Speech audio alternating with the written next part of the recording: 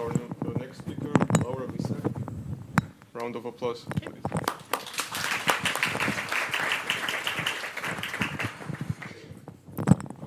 Thank you very much. I told you there's always some tech issues. Would have been too good if there weren't any. But yeah, sound is now here. That's all we need for today, mostly, because vision is optional, because we do have some screen reader examples, actually, which will work without that, hopefully. Or if they don't, you will notice why they don't work. So today's topic is how blind people navigate the world, both on and offline, because in today's world, you can't really say you're only living in one. We all live in both of them. And this leads me to the first part. Let's set a bit of expectation. What is actually blindness? So, and as it says here, this is an audience interaction part. I won't force anyone. But what comes to mind when you think about blindness, when you hear the term? What is like the first image that pops up? Yes, please.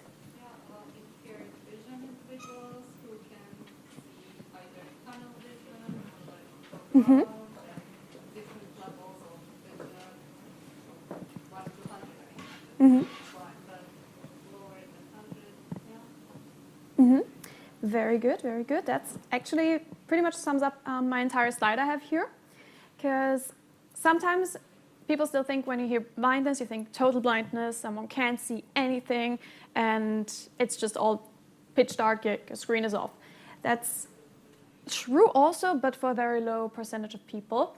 And for most people, it falls on a spectrum, as we said. It's somewhere between 100% vision and 0% vision, although 0% vision is very, very rare. And most of the time, it's also something that you're not necessarily born with. It comes on with age. Sometimes it's a degenerative disease. So the damaged retina in this example, the third cat on this one, this is often associated with aging or with progressive vision loss. So it can be total blindness, yes, but it can also be partial blindness, color blindness, which also is then again divided into different types. So you can have the red and green ones, which are most common, I think. But you also have total color blindness, which is then again often paired with some type of vision loss. So if you can't see any color, you won't see it probably sharp. You still get some night blindness, where you just can't see in the night. You get stares blindness, where you have problems detecting actual distances and estimating them. So there's just a lot of stuff that falls into, or that we tend to group within the category of blindness. And that is something that also applies to disabilities in general, not just blindness. We hear disability, we hear accessibility, and we think, okay, that's one problem to be solved.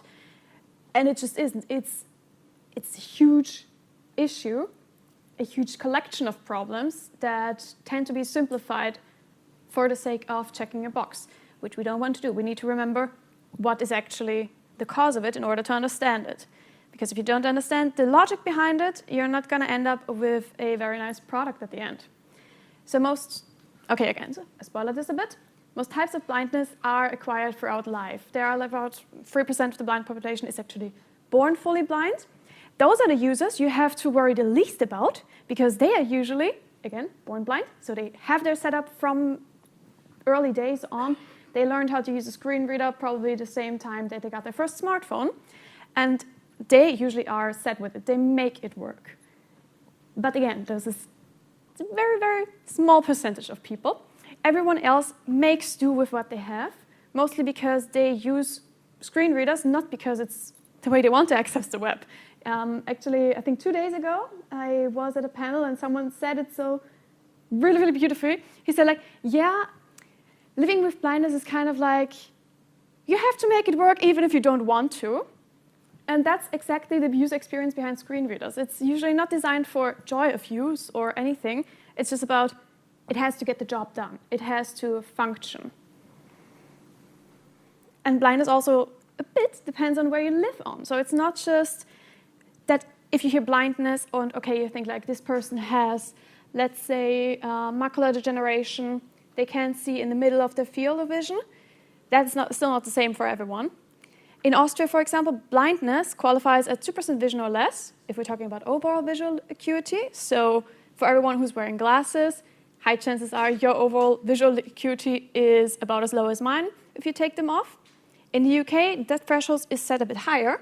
So it's 5% of less. This is quite interesting to know if you're working in an international company and have to kind of match the different requirements that exist throughout the world because they're not standardized. This is why we have guidelines and not very precise rules that we can say like, okay, this defines blindness, this doesn't, and this constitutes as accessible and this doesn't, because that won't work. The current working definition by the World Health Organization is more geared towards functionality, actually. So yes, you can have a certain diagnosis, but how you experience the world is more valid than, for example, if you can, well, see on the Snellen chart only the E on the top, but you are eligible, and you have the resources to get prescription glasses to help you see everything else, then you don't count as blind because you have the resources to fix that issue. You can interact with the world as you would expect. So economic factors also play a role because even if you could get it fixed with glasses or you could get it fixed with cataract surgery or something, if you can't access that surgery, if you can't access the treatment, you're still on square one. You're not going to see anything. Now, let's move on to the tools of the trade, which are first the offline part and then second on the online part, because they both kind of work the same in the logic that people use them. So the most commonly used tool is probably the white cane. It is quite well known. It's often also used as an icon, like literally. It is iconic, but it's also used as a pictogram icon for blindness and low vision because it's universally recognized. It has been around for at least 40 years, and that's really talking about the legal recognition space. But before that, it has been used even earlier, probably. It varies globally, but usually it's some variation of you have a white cane, you might have some red on it. In different states, it can depend what it actually indicates. So for example, in the US, if you had a red banner at the bottom, like you see with the folded up one here, that also indicates that you have some type of hearing loss alongside vision loss. This doesn't necessarily apply in Austria, but it's interesting to know. However, how the tool is used for the user doesn't really vary. It detects obstacles, floor texture, drop-off points, so it gives you additional information about your surroundings and, most importantly, your immediate surroundings. So anything that is, well, depending on your walking speed, let's say 1.5 to 2 meters ahead of you, it will let you know before you run into it, and that's why it's universally loved by the community for its reliability. It's something that you can count on, it won't let you down, and it won't suddenly power down either. Then, also very loved by the community, the guide dogs, because they act as your eyes. They can act as your eyes. Again, dogs are usually also very cute and lovable, but they do have one thing that the white cane doesn't. They can take you around open spaces. So if we're thinking about you walk outside this building, it's a wide open space. You don't really have any, okay, I think here you have tactile guidelines to help you, but if you weren't there, you would be lost a bit because you don't have anything that the cane can detect and tell you, okay, you have to go left here, you have to go right at this corner. You're kind of just stranded out in the open. And this is where guide dogs really shine because they can act as your eyes. However, they cannot make a decision for the, don't want to say the user, but like their guide pair partner. They can say like, okay, I can find this thing for you. I can find the next pedestrian crossing. I can find the next traffic light. Or sometimes they're even trained to find the next ATM, actually. That really depends on what you need and what your specific surroundings are. But they can't make any decision. You still have to make that yourself and decide, I want to go straight, or I want to cross the street. Or you don't, and then the dog just has to comply. One thing I always find interesting is that it takes very long to train dogs to do this job. So usually up to 2 years, plus some more retraining. Costs are in the high, in the low five figures. And there's really not that many around. So getting a guide dog is hard. Number one, of the cost, but also because you have to be experienced with having a dog. You have to be kind of provable that, number one, you need a dog and it would insignificantly increase your quality of life. So you can't be too good at getting around on your own.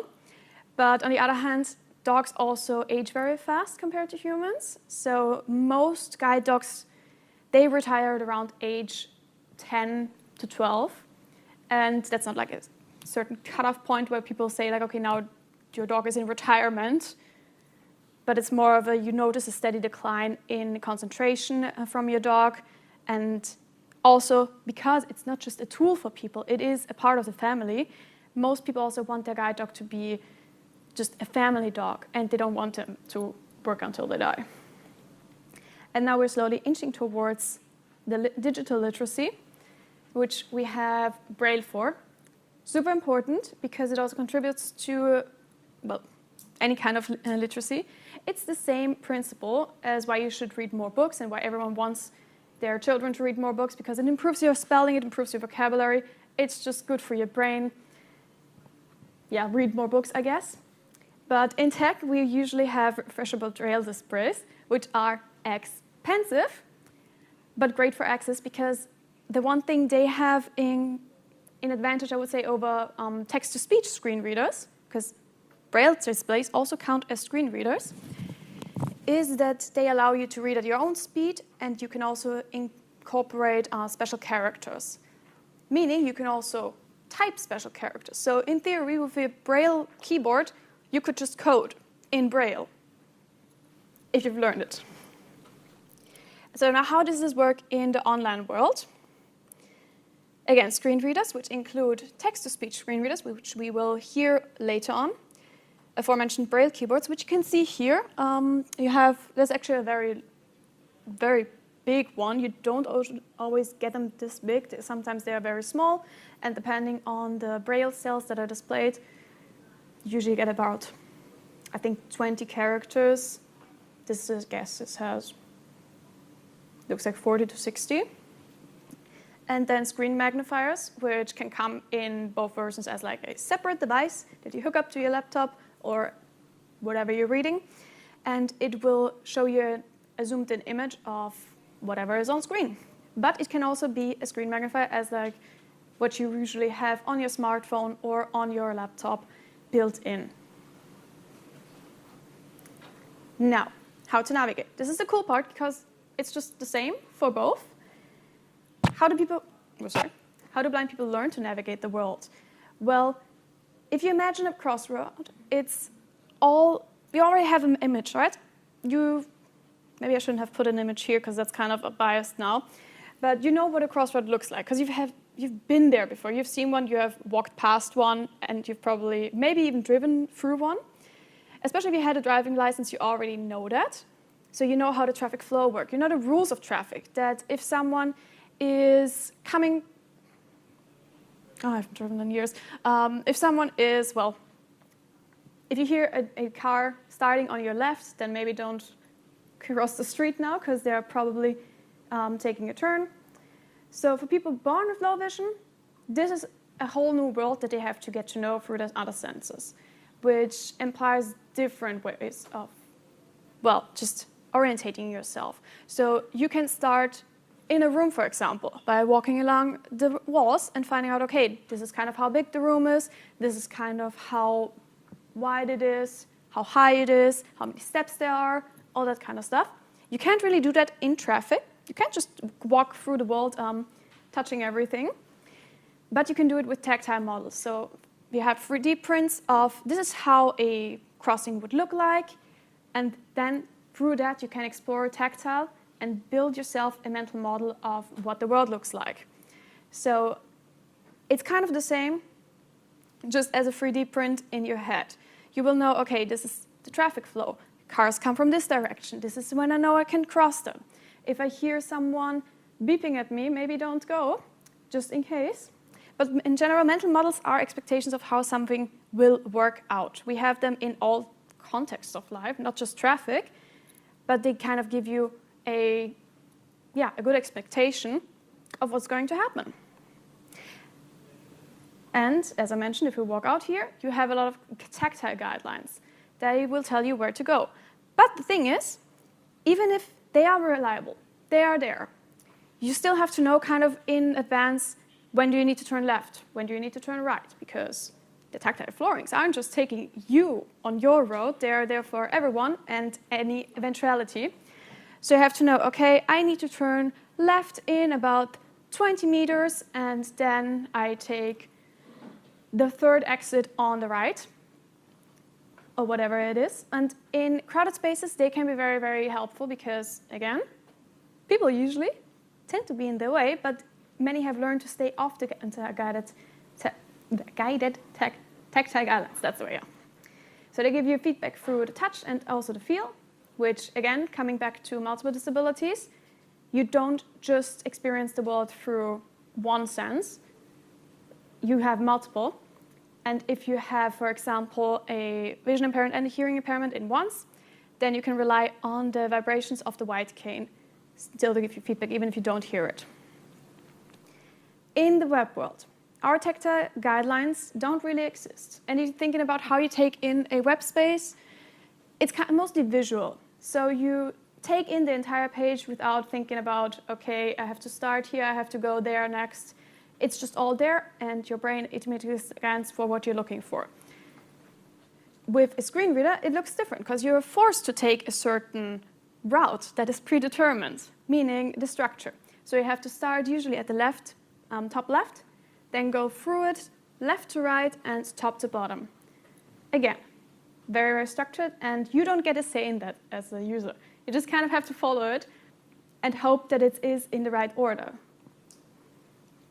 So it will follow the semantic structure of the document object model. That is just set. Any type of accessibility, not just screen readers, but everything, just works through top to bottom. And if you're lucky, everything is tagged well. You have a nice semantic structure. It will let you know, okay, this item means this thing. And if you have, for example, on the left side here, we have semantic HTML in place. So we know, okay, here's the header, here it ends, here's the body, here's the main part, here's what we're looking for. You kind of already get an image, if you read through this, what it is supposed to look like. So you see we have a header, we have a navigation, we have, I think somewhere in there was a picture, we have multiple headings. So even without the styling, you can kind of imagine what it will look like. On the other hand, if we write everything just with static elements, just diffs on diffs on diffs, then it gets kind of hard to imagine the flow of things. And again, it also takes away from all the functionalities that are already built into semantic HTML elements. But if we look at the accessibility tree, it gets even worse. Because with a nice semantic HTML structure, you do have also those built-in functionalities. So you get the added information about, okay, what do we have over here? This one is a heading. It says this and this. This one is a paragraph. This one is a link, or it's a button. So you have the name, the value, the role already in there. If we have just print statements or just diffs, we only get static text. We get no information about what this thing actually does. If you can click on it, maybe you can try. And this is also what I said in the beginning. People who were born blind and who grew up then as digital natives, maybe not even by choice, they have often adapted to just trying it out because it's kind of like fuck around and find out. You just have to find out in order to make it work if you want to make it work. And usually if you are on a web page, you have a reason to be there and you want something out of it. So the accessibility tree, this one is macOS Safari. There's also differences between all the types of macOS, iPhone OS, and iPad OS. Actually, all have their specifications. So, just like a side note. But this accessibility tree is one example of what it looks like. Also good to know, the browser always sprouts the accessibility tree from the document object model. So you only have, as a developer, basically you can have a say in what is in the DOM tree, but you have to check it then on different browsers to find out what is actually in the accessibility tree and how it is put to use. In screen reader style, I guess, this looks like this, or it can look like this. The semantic structure shows you landmarks, so the banner, the navigation, the main, the headings, if you have the heading levels in order, because that is still one of the most common web accessibility challenges these days, which is kind of sad, because it's kind of easy to avoid. But if you have them tagged properly, you can scan through and find out, okay, you have this and this and this on this page. What are you looking for? It's going to get easy to find that. And if you have images with alt text, it will also tell you what those are. But if you don't have it, so the non-semantic example on the other side, you get none of that information. You just kind of have to find out what it is and hope for the best. For screen reader usage, there's actually, if you're wondering what screen readers people use, because screen readers are not all created equally, there is the WebAIM Millions report, which comes out at the end or beginning of every year.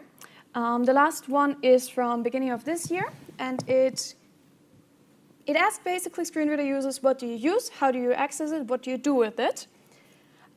And so the most common pairings we can deduct from here are JAWS with Chrome, NVDA with Chrome, JAWS with Edge, NVDA with Firefox, and VoiceOver with Safari.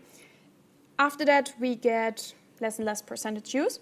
It's also interesting to note like that screen reader usage survey is sent out to people who are already active in the accessibility and web accessibility space.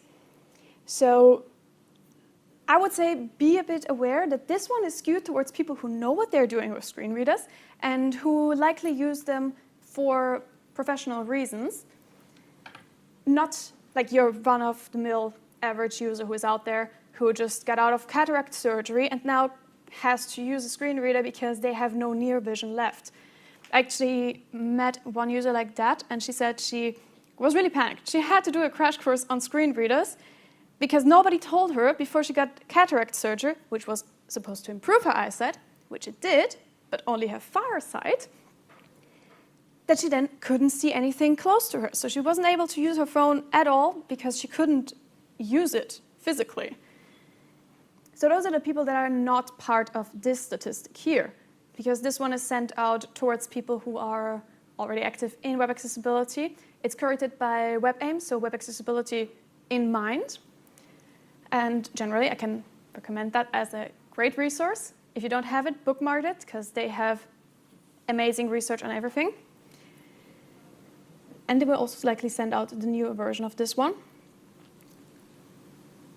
Kind of lost my train of thought, so I'm just coming back to the mobile platforms now. This is also something interesting because Apple iPhone, iPad, or iPod Touch are, in this statistic, the clear winners, but it's not always this way. It is also heavily skewed by what country you live in. So for example, in Austria, the split between what blind people use as mobile devices is mostly 80% Apple, 20% Android. But if you go to Hungary, it's the opposite. So it does depend on the market, which those are the informations you won't find in any statistics, because it's kind of hard to pull in like, hey, where do you live and what phone do you use and how much are the import costs on this specific product? But it also plays a big role on where you are where you're based or where your company is based and which market you're developing for. Now we will move on to the technically challenging part, as in I hope it works as intended. I've already mentioned, please don't autoplay, okay. I've already mentioned there are different screen readers. So the most prominent ones are NVDA and JAWS. NVDA is loved because it is free, it is open source, and you can download that for free today, right after this, and use it for testing yourself. You can also contribute to the GitHub repo for NVDA. So if you encounter any issues, you can just report them there.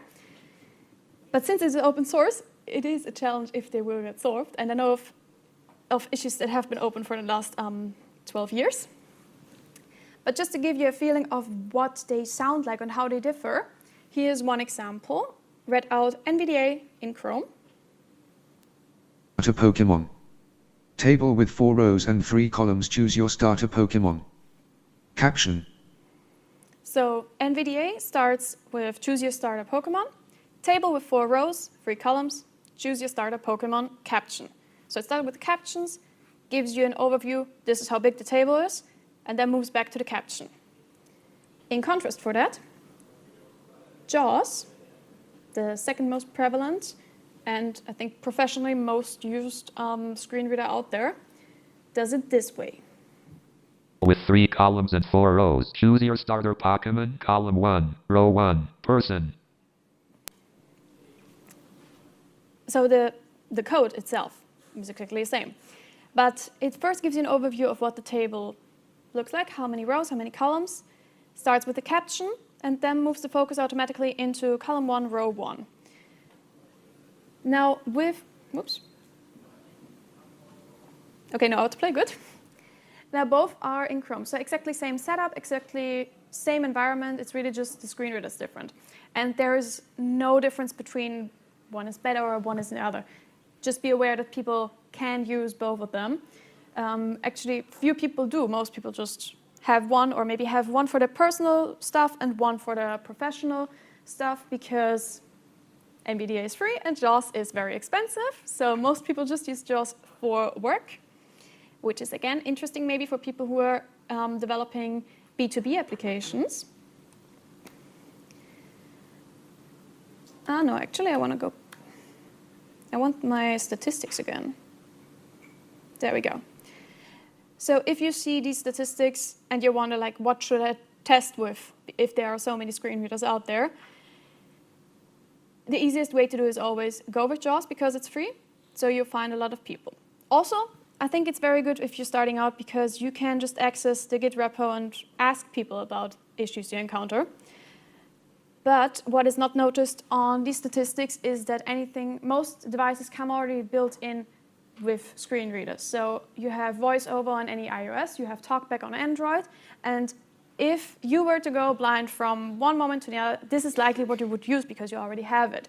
So make use of that and think about your users in the same way. Like you won't just go out and buy a new screen reader or a new laptop or a new operating system. Maybe you will later, but like you will do what you have already and try to figure that out first. And you can do exactly the same. So let's go back to some more online examples. And one more item, crew, minus. Yes, please. I just wanted to ask, is the voice still so robotic nowadays? I have noticed that, well, number one is you can set it up on your own screen reader. So let's say you download NVDA. Actually, I can show you that because I have NVDA here. It might just be a bit overwhelming. I'm just asking because it sounds really difficult to understand. Yeah, it does. That is actually a common thing that people, the screen reader are not designed for use of joy of use. Loading NVDA. Please Yeah, welcome NVDA update dialog. NVDA version 2025.3.1 is available. Remind me later button Alt+L. Welcome to NVDA dialog. Welcome to NVDA. I'll just mute and skip that because we don't have time.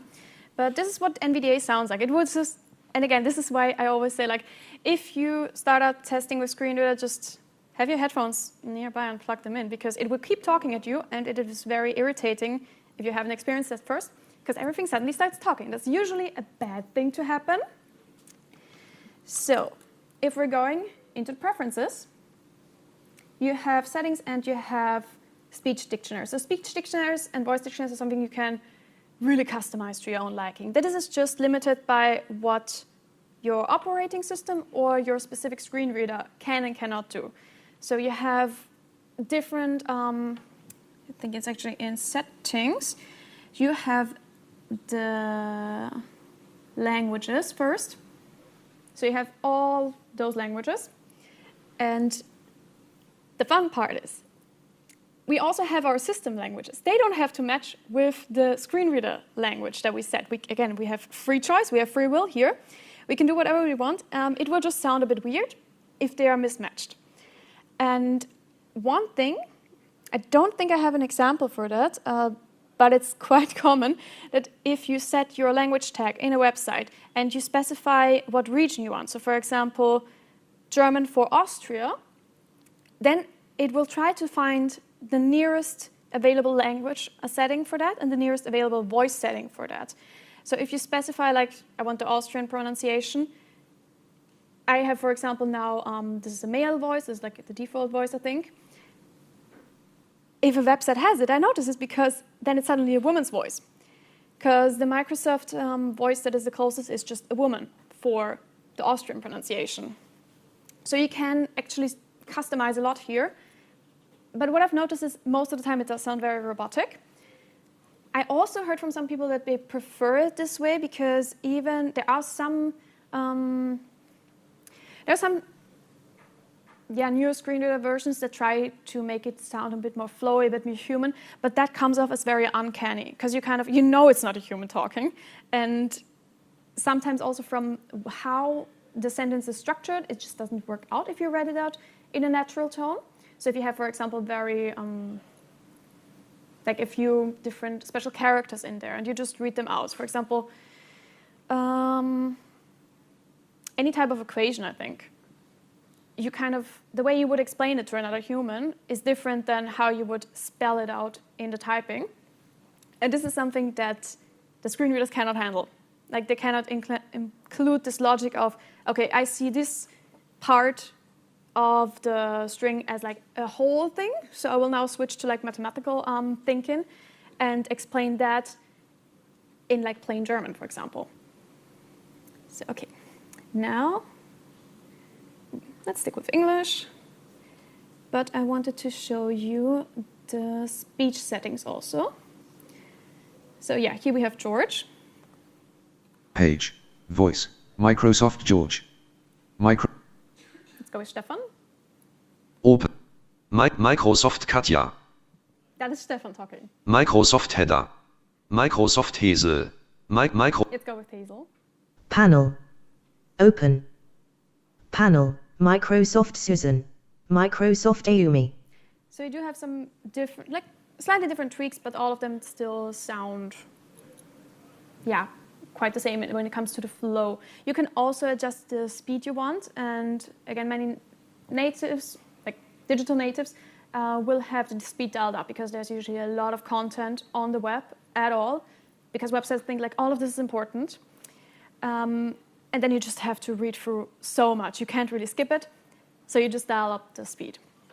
Any preferences which name we should go for for the rest? Ayumi? Okay. スピーチ。OK。Welcome to NVDA Dialog Welcome to NVDA 簡単フモスト Commands for Controlling NVDA Okay. Yeah. I do have an example later, but I already have it recorded. Let's just exit for now. If we have time, we can come back later and listen to the example in Ayumi German or Ayumi English version. Because this is the fun part. I also, for example, have my phone always set to Japanese just to like learn the language. And when I test something on mobile with it, just because I'm like, let's just see how it works here, I tend to forget that. And if it's an English page, it will read out the English content in the most stereotypical Japanese accent you can imagine. Because it is programmed for Japanese settings. But on the other way around, I can still understand it, even if it like butchers the German version. If I switch to English, let's say, like English pronunciation, and I have my system still in Japanese, it can't read anything out of it. It has somehow decided that every Japanese character is just the yen sign, and it reads out yen, yen, yen, yen, yen. And then like a little part of like button or like checkbox, unselected, yen, yen, yen, yen, yen. And like, oh, thank you, I don't know what this is going on here. Okay, detour over. We're going back to another example. So this is like very, very simple. You have a print statement, you have delete and insert. And you have a little bit of styling here. So very simple, like this is bare basics, as you would write it, like no fancy branding colors yet. And this is what the screen reader would sound like. Sorry, my bad. I choose you, minus, and one more item, Group, minus, Pikachu, plus, and one more item, Group, plus, Charmander. So for some reason, it has decided to just have minus Pikachu as a group and have plus Charmander as a group.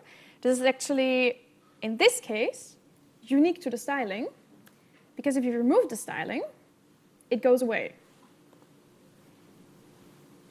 Pikachu, Charmander, Group, Charmander, was so happy to hear that.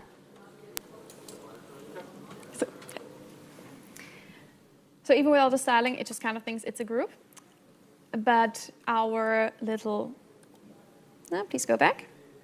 Our little plus and minus are no longer part of the text. They have never been part of the text, but they have been part of the styling. I think this had actually been patched out of VoiceOver in the meantime. Pikachu.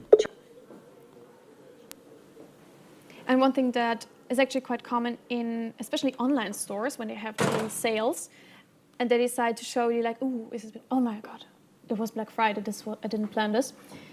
But they show like, oh, it's been so expensive before, and now it's this. Okay, but it sounds like this. Cool. Okay, it doesn't sound like anything. Lame cool. Well, I do have that example on YouTube too, so we can look it up later, but it just says, I'm so lame cool. It doesn't say you which one, if anything, is crossed out. So strike through is kind of an antagonist here. This is also why I like to remember people that even if it's technically semantic, doesn't mean that it's accessible at the same time. Most of the things are, because they give you extra information, but not always. You still have to test it. Yep. Maybe I can get it to work here. Would have been too nice. Cool. And another one that is actually ironic, because using abbreviations and then giving more information about what this abbreviation means is actually considered a good practice in web accessibility, because you can't just kind of decide, okay, everyone knows what this abbreviation is. Like the first time you start at any company, you will have around 2 weeks of wondering, like, what are people talking about? Because they use their internal abbreviations in every meeting, and you have no idea what it means. Same applies to web content guidelines. Like they tell you, like, okay, if you're using an abbreviation, you have to explain it at least once, or maybe use a glossary even better. But if we use abbreviation for this, it's not necessarily always rendered in the right way. Easier to feel FOMO than feeling JOMO. Fear of missing out. It's easier to feel FOMO than feeling JOMO. Joy of missing out. Full stop. So yeah, that's basically thank you for nothing. After a while, you will get a drift that, okay, I get what it is trying to tell me, but it's just not the best way to do it. And in this case, actually, a better way would be to just go back to the basics and include the abbreviation and the explanation. Like write it out in the first time, then include the abbreviation before you keep using the abbreviation in the rest of the text. So this is actually easier to solve in content than in the code. And now is the example that we can look at later. But first, VoiceOver. Minasan, minasan. Konnichiwa, minasan, minasan. So this is actually not as common in Europe, but often used in Japanese, because there are characters where you don't really, they're not part of like the everyday words. They're very special characters or mostly used for names. And then you get the pronunciation written above them, just so you know, like, okay, this is what it's supposed to be pronounced. So you don't accidentally pronounce someone's name wrong. And this is called the Ruby. But what it does for screen readers is it just repeats it again. So not really the best use of time, but we can actually take a little detour here, because we have the time still. We have the time, right? Okay, good. Because now we can read this with Ayumi.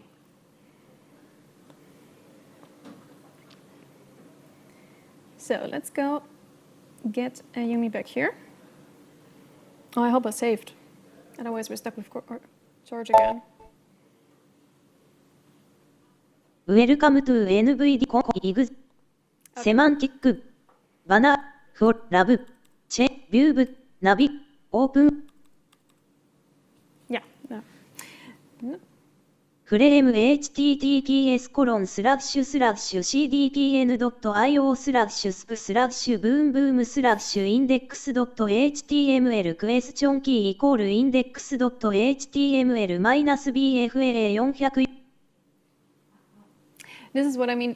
They are not designed for joy of use. Zanf Content info JavaScript code editor edit multi-line example 5 Zan Out of grouping heading level 1 M A N heading level 2 example 1 There we go.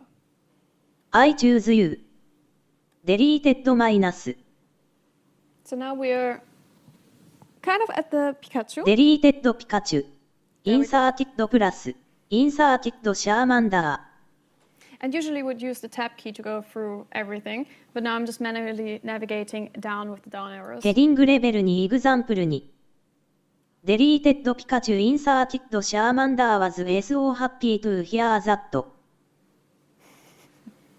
Did you catch that? Here it actually said delete and insert. So we kind of get more of a drift of what we are actually supposed to be having on screen now. ブランクヘディングレベルに I'm so deleted lame cool ブラヘディ It's easier to feel famo than feeling jomo. The abbreviations, we just ignore them completely. ブランクヘディングレベルにエグザンプル5こんにちは皆さん Okay, and Ayumi just doesn't care about the Ruby because she can read the Japanese part. ヘディングレベルにエグザンプルノットユーズドリストイズ6イテムスコダマアウトオブリストヘディングレベルにエグザンプル Okay. NVDA メニュー And just before I mute again, because just good to know that screen readers are often most of the time, they're used with the tab key to just tab through everything. This is the go-to.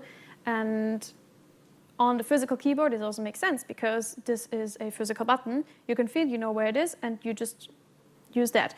Blind people don't really use the mouse because you're never sure. That is very vague. You don't really know what you're clicking at if you would do this. Very risky. But screen readers technically also work with mouse because it's based on a focus. プリファヘルコンフィギュレエグジット X It's just not very comfortable to do this. エグジット NVD Yes. Thank you. It's just not very comfortable because with the mouse, the focus moves so fast.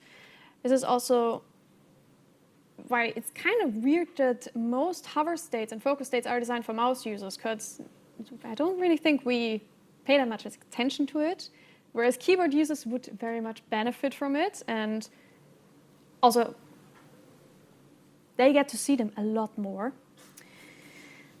So it's not like that is, often thought about. And where is, yes, there my presentation. So this is mostly it. Yes. Mm-hmm. Did I spot it correctly in terms of accessibility? Because I think in the beginning we were trying to navigate the header with the tab button. Mm-hmm. I really spoke it out. But when you then entered the HTML field, it actually switched to editing mode and added the tab with the field. So in terms of, probably this is something that addressed accessibility, right? Or how is it then actually dealt with in practice? Specifically in coding now, or okay. Well, I can't really see here. It's to be well. It switches from navigating Mm-hmm. to accessibility level to using a tab button as a code. Yeah, this is because the HTML field kind of expects if you enter a tab here, you kind of want a space, you kind of want a dent in your code. So this is something that is quite common. You enter the field and then you kind of have to, I don't know if I can say it's that common because it's common in code if you have a code space, but if you have like just any type of open input field, this isn't really much of an issue, because the text input fields, they kind of recognize, okay, if you want to shift, like if you press shift, you kind of want to go to the next one, you skip. It varies a bit by browser, I noticed. So for example, that is something you just have to kind of find once, or like keep in mind that it exists. You don't need to know like what it is and which tab order does what in particular. I have a cheat sheet somewhere here though. There are certain shortcuts for it, but these are like things you just kind of keep in mind that they exist. You remember, okay, this is where I have to look them up. The Mozilla developer resources are great for this. But beyond that, it's just something to keep in mind and not something anyone expects you to know from the top of your head. Also because I think it would be kind of possible, given how fast things change. And I have somewhere here my resources, yes. And for example, alesupport.io and the aforementioned Magenta Ali, they are great for that, because there you can kind of look up like, okay, this is currently implemented. This is kind of what to use, or what is like supposed to be considered good practice. If you want to move a bit more away from like the theory and go into actual user research, I can really recommend Adrian Rosselli, because he often really does his research and then writes, not reports, but blog posts based on what he found out with users. So does it, like, how does it work for them? War der Saft aus mittendrin. Yeah, then, again, those are all just great resources I can recommend.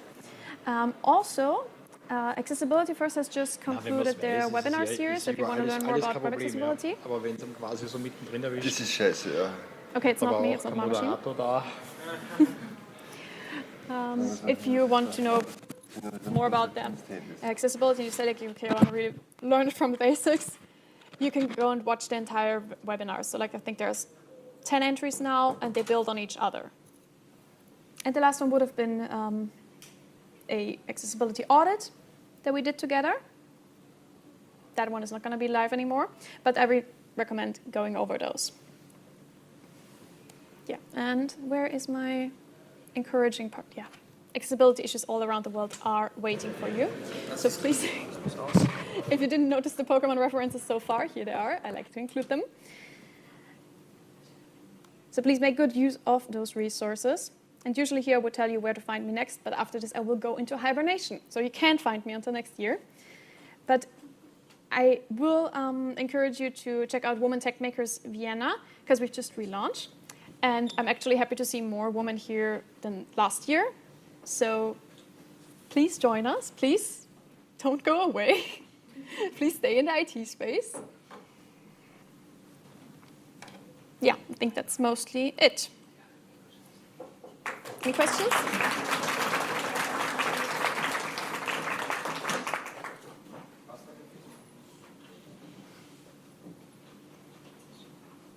Any more questions? Anything you want to mess around with screen readers? We still have time. Yes? Question. First of all, thank you for your presentation. From this year, there is a European law that mostly all the websites should be accessible. Mm-hmm. One of them, of course, should be accessible via screen readers and stuff. Mm-hmm. And we are tasked this year to convert all clients' websites to be accessible. The thing is, we don't have much budget. Mm-hmm. So we are mostly testing on Android on Fallback. Mm-hmm. So my question is that enough? Is testing on Fallback enough? For example, buying the extra screen reader? If we're talking just cost-wise, as in the same of budget and not like human resources, then if you say you have TalkBack and NVDA, I mean, we can never get 100% accessibility, because as we had before, there are also very niche ones like Dolphin Supernova included in this. But they also kind of all have their same quirks. The thing is, with the European Accessibility Act, it just shifts the blame from the user having to prove that they are being discriminated based on being excluded to the business having to prove that they are trying their best not to exclude them. So for certain things, it can be an accepted justification to say like, it's not feasible in this time yet, but then you have to present a roadmap of how you're going to address this issue later. And that's probably outside of the scope for a developer, but what I've noticed is many businesses don't like to admit that they're wrong. So they tend to say like, we're accessible. And then the user shows up and says like, but it isn't. And they say like, nothing, and they just ghost you. And that will be the case that will get to court. But if you say you're talking with TalkBack, in my experience, it can already catch a lot. But it also depends on, again, what markets you're looking at. So if you say you're mostly in Austria, or developing mostly for Austrian clients who have their target markets mostly in Austria, then it can be an issue, because here most people do use Apple products if they're blind.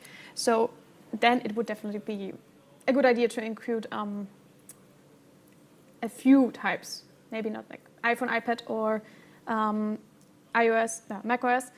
They are also different in VoiceOver, but I think that is like then more very, very specific and unlikely that that will lead to a case. If you say like you have tested at least one, you have tested the most prominent ones, and many, like how many clients are you talking, for example? I don't know, at least 10 to 15 websites. Okay, all from different clients, or in different industry spaces. Yeah, half of them are, how to say, small, Mm-hmm. and half of them are something different. Okay. Then I would actually recommend looking into distinguishing between B2B and B2C, because B2C you can kind of approximate, okay, what country are we looking at, and then look at their preferences for end devices, versus B2B, then it's usually the company that kind of decides that for the users. And then you can get a quite easy answer of like, okay, do they prefer Microsoft, do they prefer Android, do they prefer Apple products? Of course. Yes, please. I wanted to ask if you have any recommendations if, as a company, would want to work together with people who actually have the impairment, like because our software testers, they can only like test so much if they're not really that deep into the sphere. And we have accessibility teams, but you'll never get the same level of feedback. Like, do you have recommendations on where you could reach out, or organizations that could support that regard? For organizations, I would recommend talking to the interest groups and disabled persons organization, because they exist in every country. For example, in Austria, for blind people, you have the Hilfsgemeinschaft or Access Austria, which is like one of the biggest ones. And then I had it here, my people from Wacker, which are also part of the Hilfsgemeinschaft. Yes, they're Wacker. Or if your company just happens to be part of the Verband Österreichische Softwareinnovation, a few of them are, but like people usually don't know that they are. We do have a special interest group where you can bring those topics up and then connect within the industry. So please do check. If you're part of this, then you can join us actually. And it is quite interesting because you get a lot of insights from, number one, people with disabilities themselves, but also people who are professionals in the industry. So you get well connected and you can actually bring them all the questions that you have. And if they can't answer it, they will connect you to someone else, because this is kind of this principle of everyone around the world through 5 different connections. Then Web Accessibility Certificate is also something that I've tested for them before also. And they are also one way to protect yourself against legal disputes, because then you can show up like, okay, we have a recognized certification. But again, they are part of Access Austria, and they also do consulting work in this regard. So if you need specific people, where you say like, okay, we need help with, let's say, vision impairments or mobility impairments or hearing impairments. I think hearing impairments, they should go to Accessible Media. They are also a different, let me just like, Accessible Media, also a bit of little bit of an ad for them, because next year they will have their Accessibility Day again in May. And I can really recommend it because they always teach you a lot of that. But accessible media, yeah, they do exactly that. They make different types of media accessible. They are disability-led, and they're very engaged people. So again, come for the program, stay for the networking. It's a little bit of... And if you would, like, because Mhm. companies normally have like enough budget to get the certificates and stuff, but if you, as like a small company, want to ensure that your website is accessible, Mhm. besides paying for all the certificates and stuff, do you have like a site you would recommend for like scans beyond or before manual testing? There is quite a bit. So there are different tools that you can use, and you can also just like go through one-on-one and compare the results. So for example, there is Wave by WebAIM, which I have mentioned before. It's this tool right here, which just scans the entire page and then gives you a little overview of, you have arrows, you have features, you have alerts and everything. And it is also made by WebAIM. So I always recommend people like check this out, because then you can understand the results of the screen reader survey also better. And I feel like we have to wrap up here. Okay. But I'm happy to answer any more questions.